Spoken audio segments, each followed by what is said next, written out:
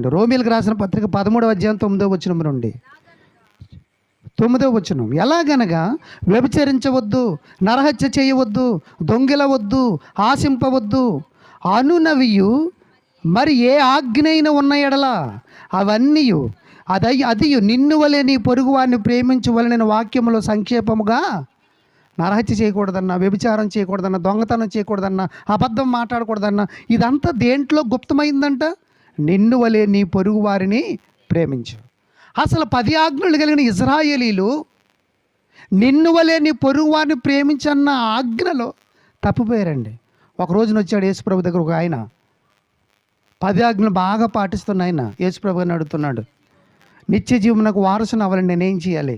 అప్పుడు యేసుప్రభు వారు ఇవంతా చెప్తున్నప్పుడు ఇదంతా నేను బాల్యము నుండే అనుసరిస్తున్నాను అన్నప్పుడు, అయితే నువ్వు వెళ్ళి నీ పొరుగు వారిని ప్రేమించన్న